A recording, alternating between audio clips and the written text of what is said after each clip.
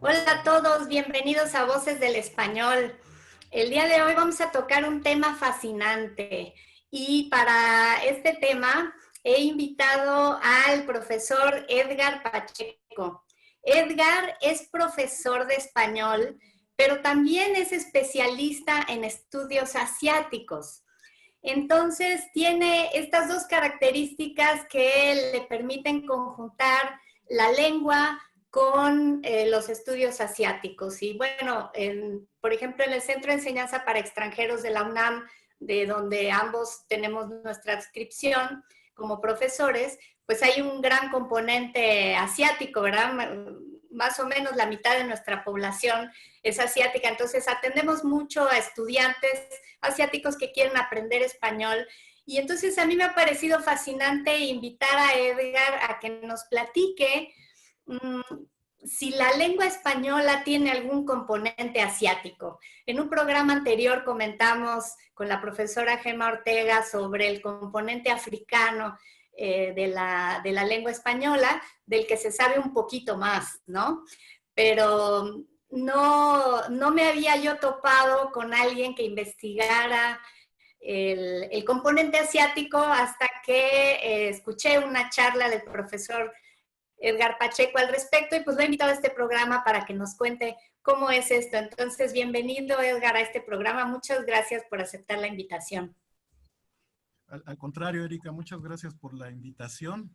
Me da mucho gusto estar aquí, poder hablar de estos temas que me apasionan y espero poder apasionarlos a ustedes con las investigaciones que realizo.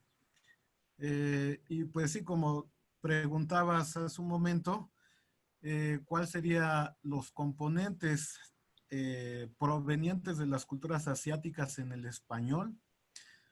Pues puedo decir que en cuanto a morfología o sintaxis o cuestiones de la gramática profunda del español, no habría gran cosa, pero en el nivel de las palabras, en el nivel léxico, sí que podemos encontrar varias palabras y podemos hacer una historia incluso de cada una de las palabras para rastrearlas y dar con los orígenes de términos, por ejemplo, términos, nombres de frutas, nombres de elementos arquitectónicos, herramientas, bebidas, textiles, etcétera. Entonces, pienso que sí hay manera de ir rascando hacia el pasado y dar con orígenes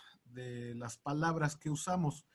Y bueno, como decía, la aportación de las culturas asiáticas en el español estaría en el nivel léxico, en el nivel del vocabulario. Y pues tenemos muchas palabras que tenemos en el español y que provienen de culturas asiáticas. Bueno, pienso que son dos rutas por las que palabras de culturas asiáticas nos llegan al español. Una de las rutas es obviamente la ruta de Asia, el norte de África y la península ibérica.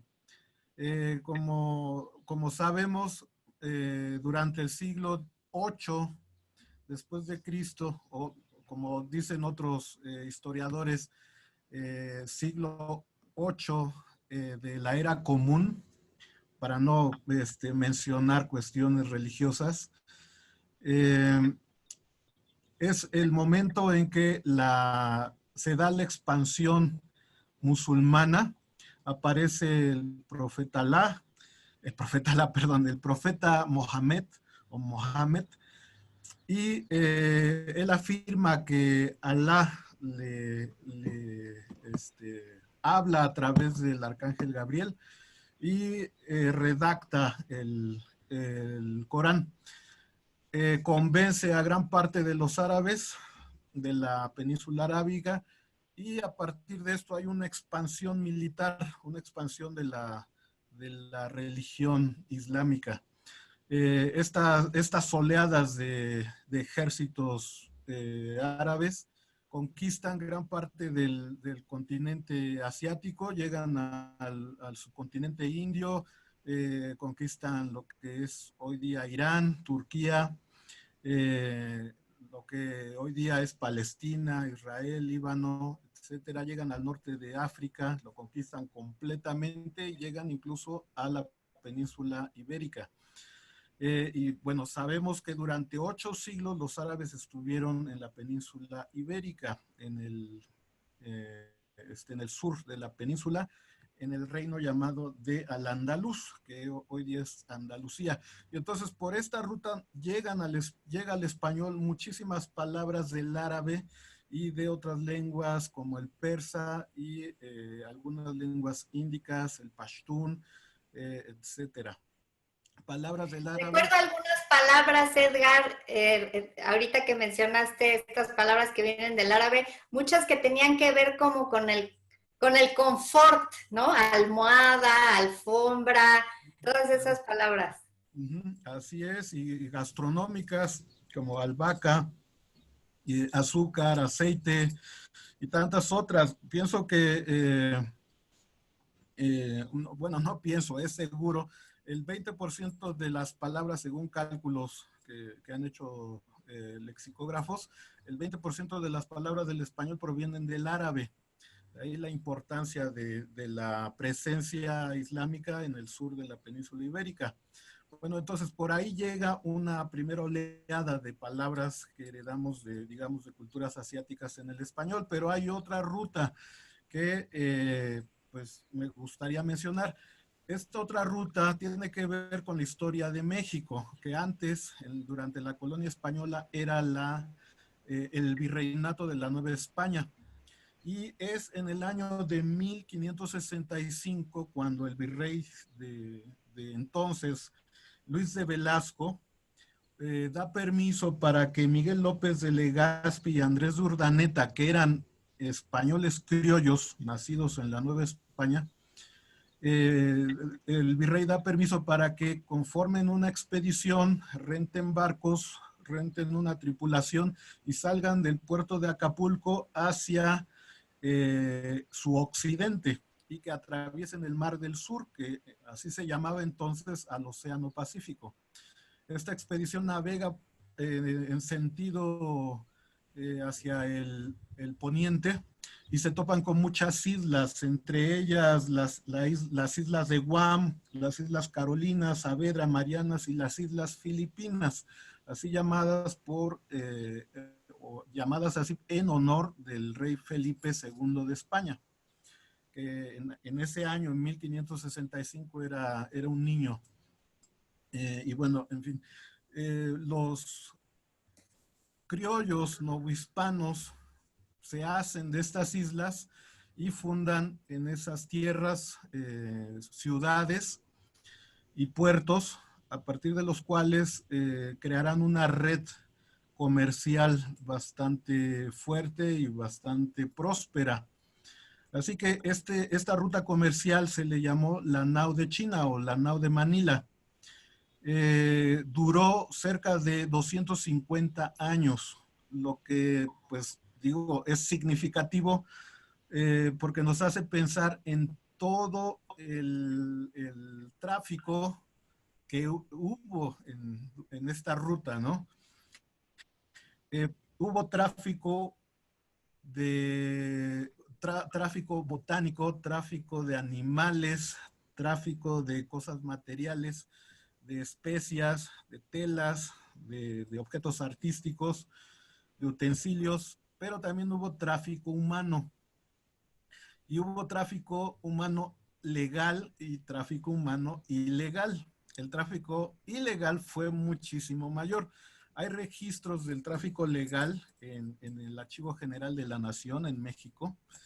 Y estos datos señalan que la migración de las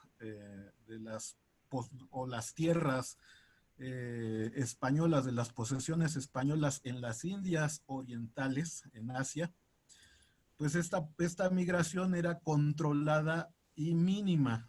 pero se sabe también por estos registros que llegaba mucha migración ilegal. Así que se hacen estimaciones y se piensa que la migración legal comprendía un 20% y la migración ilegal un 80%. Y todos estos migrantes ilegales se iban quedando en los puertos desde las costas de California, Baja California y otros puertos de la Nueva España del Pacífico. Así que, bueno, se sabe y se hacen hipótesis de toda esta gente, de estos migrantes asiáticos que se fueron quedando en las tierras de la Nueva España de forma ilegal y legal. Pero bueno, esto indica también que estas personas llegaban y traían consigo sus costumbres, sus propias palabras, sus lenguas y obviamente su genética. Eh, Creo que uno de los temas fundamentales de estas investigaciones que estoy realizando es el mestizaje, que es importantísimo, ¿no? Y creo que la humanidad está llegando con la globalización a darse cuenta de que pues estamos interconectados y esta interconexión es también una especie de mestizaje. Y entonces pienso yo, desde que la humanidad salió de África, ha estado expuesta y dispuesta a entrar a estos procesos de mezcla cultural, mezcla genética, etcétera. Y bueno, pues muchas palabras nos llegan de las culturas asiáticas a través de esta ruta, de esta ruta comercial de la Nao de Manila, la Nao de China. Y pues quería mencionar algunas de ellas. Son varias, muchísimas palabras, pero pues quisiera mencionar algunas. Quizá la que más provoca curiosidad es la historia de la palabra paliacate. Igual, tal vez sería bueno que presentara yo la imagen. Parece que ya se ve un poco mejor. El paliacate. Se ve con mucha luz. Ah, si la inclino un Ahí poco, se ve mejor. ¿verdad? Sí. Sí, ahí se ve el paliacate. Así es. Me parece que en Estados Unidos tiene un nombre parecido, ¿no? No sé si tú lo sepas, pero bueno, escuché que se le llamaba Palicat. Bueno, ahorita explico esto de Palicat, pero bueno, antes quería mencionar que esta prenda de ropa, el paliacate, se considera en México una prenda fundamental de la ropa folclórica mexicana. En los bailes tradicionales de muchos estados, en Oaxaca, en Veracruz, en Jalisco, otros tantos, los hombres utilizan el paliacate, se lo amarran en el cuello y bailan, ¿no? Pero incluso se usa en la vida cotidiana como pañuelo para secarse el sudor y tiene otros tantos usos. O para taparse la cabeza y en estos tiempos para taparse la boca. Claro, sí, sí es un buen tapabocas, creo que volverá a ponerse de moda. Y bueno, el paliacate aparece en diccionarios como una palabra de origen náhuatl. De hecho, el diccionario de María Moliner, que era una gran erudita de la lengua española, María Moliner señala que paliacate proviene del náhuatl de dos voces, que es pali, que significa color, y yacatl, pañuelo o pieza de textil. Y entonces se le da el significado de pañuelo o de prenda de ropa colorida, pero no nada más alejado de la verdad, porque el paliacate viene de otro lugar. El paliacate recibe su nombre de una ciudad de la India llamada Palicat, que Palicat está ubicada en la costa oriental de la península índica. Esta ciudad industrial textil ha sido un centro comercial muy importante desde hace unos 8 siglos atrás hasta el día de hoy. En otra oportunidad comentaba yo que este comercio textil de Palicat sostuvo durante muchos años el Imperio Británico, fue, digamos, como uno de los pilares de la economía del Imperio Británico. Y gracias a Palicat también el Imperio Británico se salvó de la crisis económica de 1929. Esto nos da una idea de la importancia comercial de Palicat. Y cuando se establece la ruta comercial de la nao de China, estos barcos españoles no tenían el permiso de llegar más allá de Manila, pero había una conexión con los barcos portugueses que sí llegaban a Manila y tenían el permiso de llegar a la península índica. Los barcos españoles llegaban también a China, Japón, Corea, Indonesia, Java, Tailandia, Malasia, pero eran los portugueses los que comerciaban en India. Gracias a los portugueses fue que compran estas piezas hoy día llamados paliacates.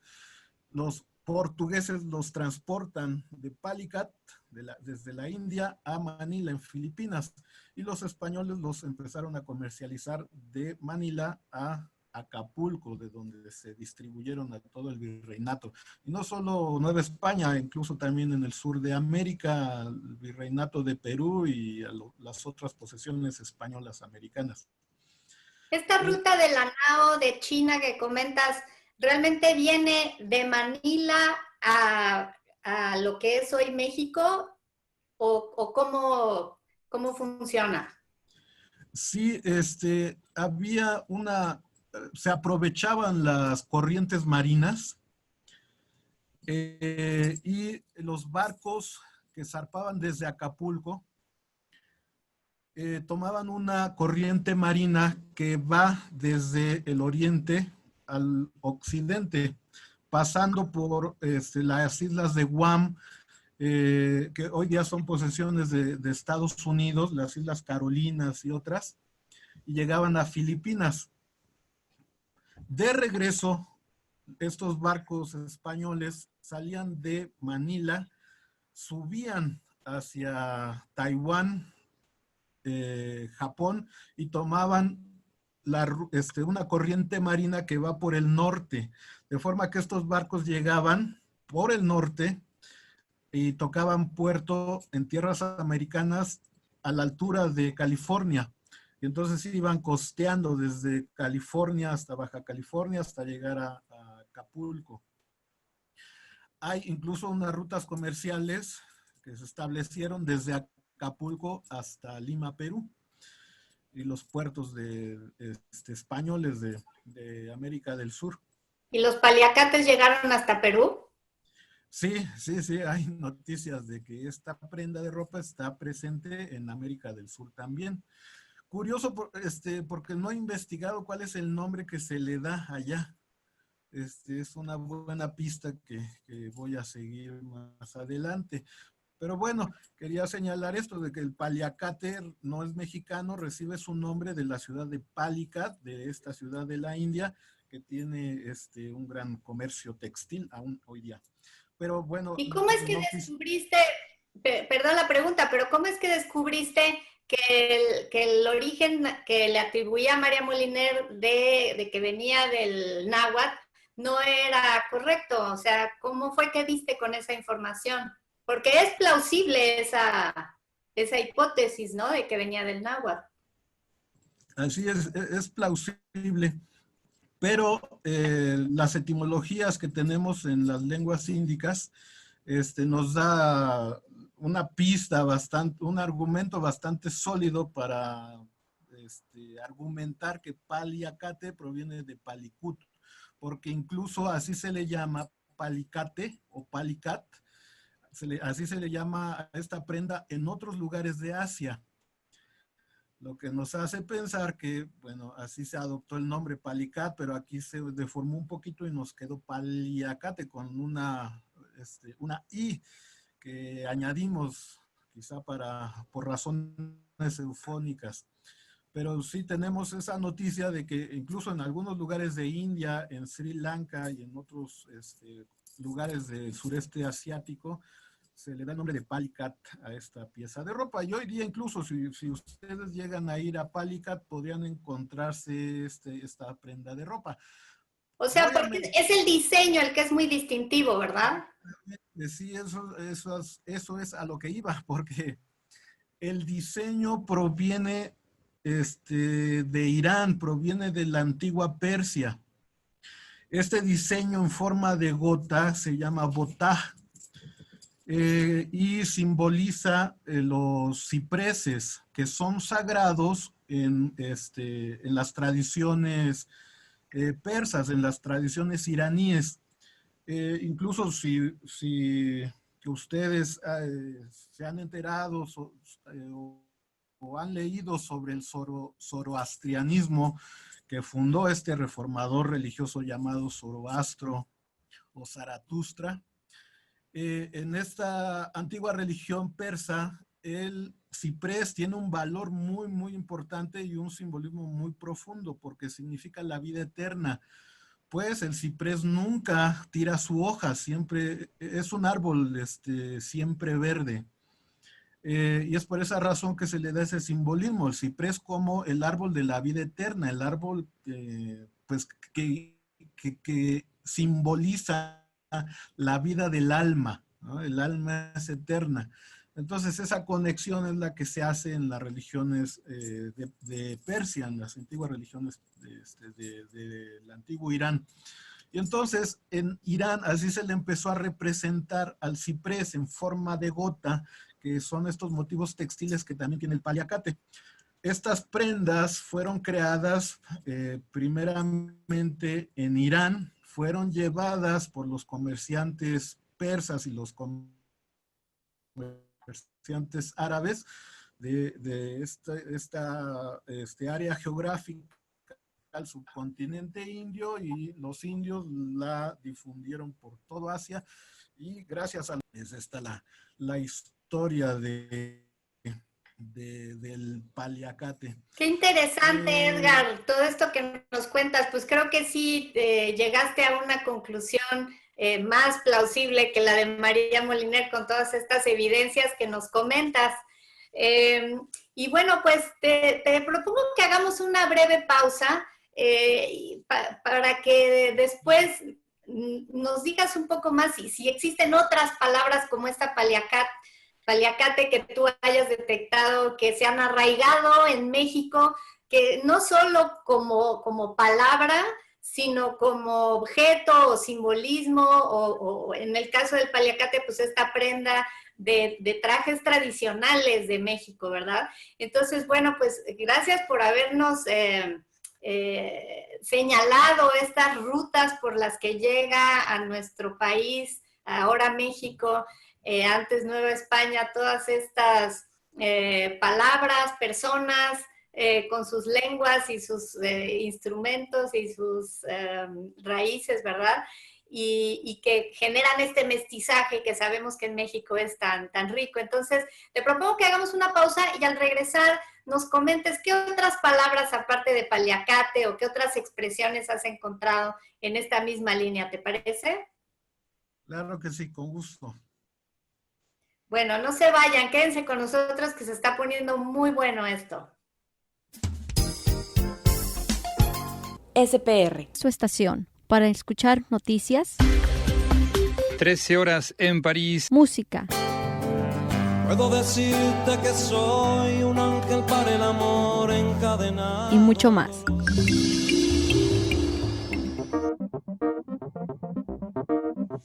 Gracias por quedarse con nosotros. Estamos hablando con el profesor Edgar Pacheco, maestro de español y especialista en estudios asiáticos. Y ya nos contó en la primera parte cómo se dio esta ruta entre Asia y la Nueva España, trayendo personas y cosas de aquel continente. Entonces, ahora pues ya nos habló sobre la historia de la palabra paliacate, esta prenda de vestir que se utiliza también en los trajes tradicionales mexicanos. Y pues mi pregunta ahora, Edgar, es ¿qué otras palabras nos podrías compartir que has podido rastrear con orígenes asiáticos? Pues sí, mira, son varias de ellas, mencionaré solo algunas. La siguiente palabra, por ejemplo, que quiero mencionar es la palabra tamarindo, que es una fruta de un árbol que tiene su origen en India. Este nombre tamarindo tiene dos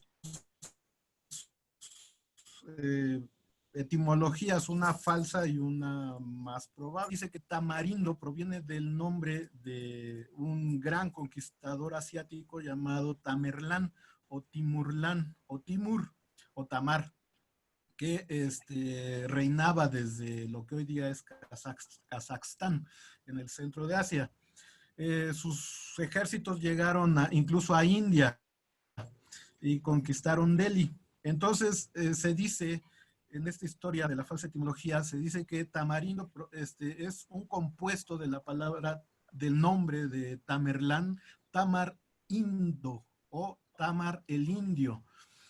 Pero aquí sí creo que vamos a darle la razón a María Moliner, que indica que tamarindo proviene del árabe, de tamar hindi, que significaría dátil de la India, tamar, dátil, hindi de la India, tamar hindi. Y creo que, bueno, es una etimología más probable, más lógica, ¿no?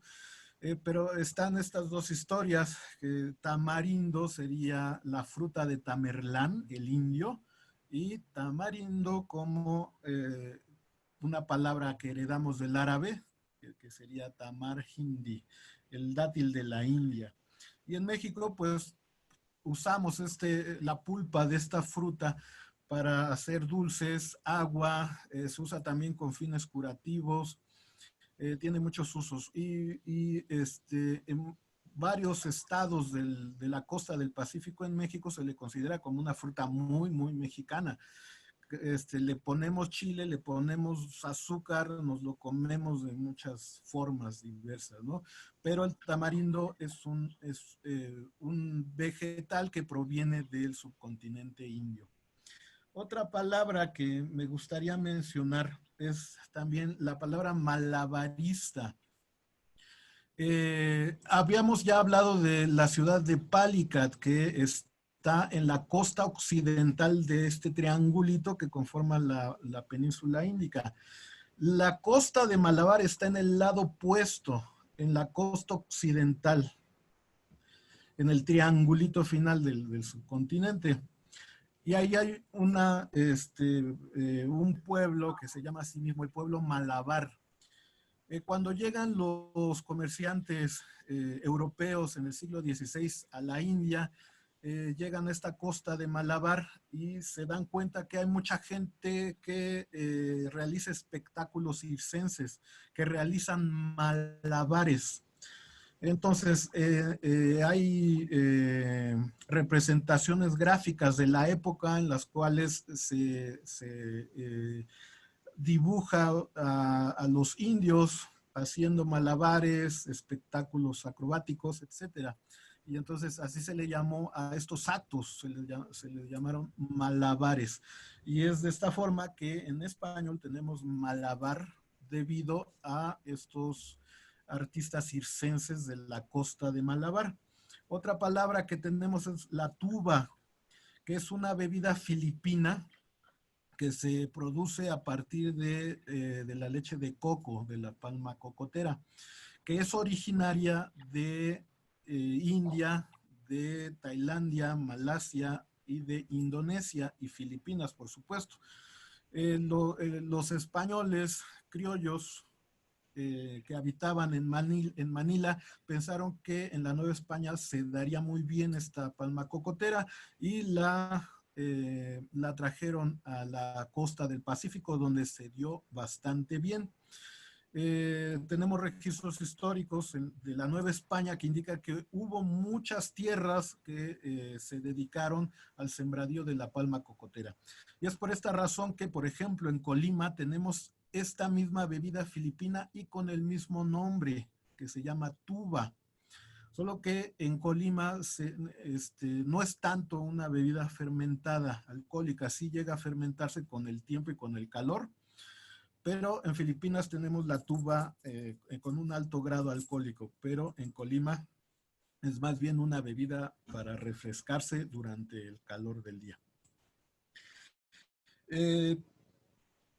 Tenemos otras tantas palabras, pero me gustaría mencionar la historia de la China poblana, que tiene que ver también con esto del mestizaje cultural. Y no sé, creo que ustedes habrán escuchado la historia de la China poblana, pero esta figura histórica tiene que ver con la ropa tradicional de las mujeres poblanas, que es una blusa bordada de flores con una falda igualmente bordada de flores, muy colorido. Se dice la leyenda que, bueno, no es leyenda, hay registros históricos de esto en la ciudad de Puebla, que la China poblana ni era china ni era poblana. Era una mujer que había sido esclavizada en la India. Dicen estos registros históricos que ella afirmaba ser una princesa, hija de un gobernante mogol. Los mogoles gobernaron la India por allá del siglo XVII, XVIII, XIX incluso, y eran grandes reyes, riquísimos, inmensamente ricos.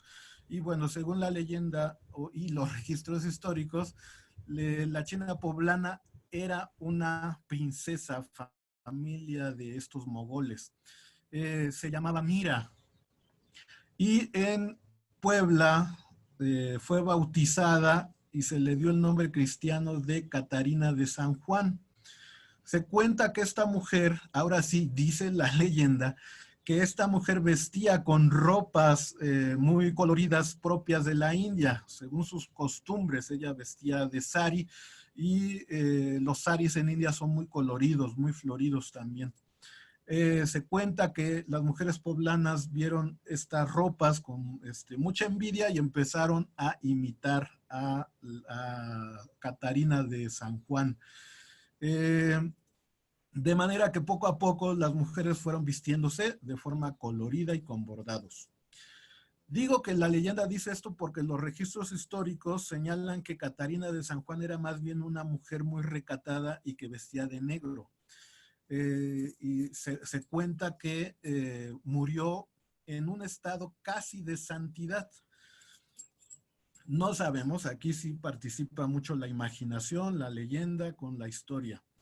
Pero, bueno, quería mencionar esta historia de la China poblana porque es una evidencia de lo que es el mestizaje cultural.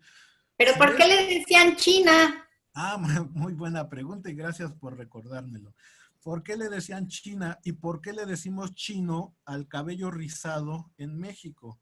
Me parece que no existe un paralelo en otro país de habla hispana. Les decimos chinos y se le decía China poblana a esta mujer de India porque a todos los migrantes que llegaban por la ruta comercial del Galeón de Manila se les llamaba chinos, porque en la Nueva España todo el continente asiático era conocido como China. No importaba de dónde vinieran estos migrantes, si eran indios, tailandeses, malayos, indonesios, eran chinos. Y entre estos migrantes seguramente llegó gente con el cabello rizado. Esto es muy probable porque los habitantes del sur de India tienen el cabello rizado. En Sri Lanka se puede encontrar gente también de cabello rizado, lo mismo que en Indonesia y en otros países del sureste de Asia. Así que no es extraño que haya llegado gente migrante del continente asiático a través del Galeón de Manila con el cabello rizado. Y entonces a estos se les llamaba indios chinos o simplemente chinos. Es así como a esta mujer, Catarina de San Juan, se le decía la China porque era asiática, sin importar que viniera de India, simplemente porque era del continente asiático, que para los novohispanos era la China, y poblana porque llegó a la ciudad de Puebla, ¿no? Qué interesante, Edgar. Verdaderamente nos has dado todo un tour por esta ruta comercial entre Asia y la Nueva España, que nos hace comprender la profundidad que tienen estas raíces asiáticas, no solo en nuestra lengua, sino en nuestra cultura mexicana, ¿verdad? Tan simbólico que es este personaje de la China poblana. O bueno, yo no sabía que nosotros en México somos los únicos que le decimos chino al pelo chino. Y bueno, pues estas otras palabras como tamarindo, que también lo consideramos muy mexicano, la tuba, la bebida que comentaste de Colima, y el paliacate. Bueno, pues creo que desafortunadamente se nos terminó el tiempo, pero creo que has podido dar una probadita de lo profundo que pueden ser estos lazos que tenemos con Asia y que curiosamente, y quizá por lo profundos que son, no los vemos, no estamos conscientes de ellos, pues son solo gente como tú que realmente se clava a investigar estas raíces, pues puede sacar a la luz estas cosas que creo que son muy importantes en un mundo globalizado, un mundo en el que todos nos tenemos que sentir parte de todos, ¿no? En particular una cultura como la mexicana que ha abrevado de tantas fuentes de diversas partes del planeta y que creo que podemos sentirnos muy orgullosos de haber creado una identidad a partir de todas estas raíces. Entonces, realmente te agradezco muchísimo esta probadita que nos has dado, y te quiero invitar, Edgar, a que hagamos una segunda parte de este programa, porque estoy segura que tienes por allí varias cosas más que compartir. Gracias, sí, por supuesto, yo encantado de estar con ustedes otra vez, con mucho gusto. De una vez le quiero adelantar a nuestro público que no se pierdan nuestro próximo programa con Edgar Pacheco, que nos tiene, entre otras, la sorpresa de que nos va a explicar el verdadero origen de la palabra gringo, que no es el gringo que nos han vendido por allí algunos de nosotros. Yo no sé cuál es, pero sé que Edgar lo sabe y nos lo va a compartir en el próximo programa, así que no se lo pierdan, los invito a que nos vuelvan a acompañar. Y pues, Edgar, muchísimas gracias y quedas comprometido para la segunda parte. Claro que sí, con gusto, aquí estaré. Muchísimas gracias. Y gracias de nuevo a todos ustedes por habernos escuchado. Esto fue Voces del Español y nos vemos en la próxima emisión.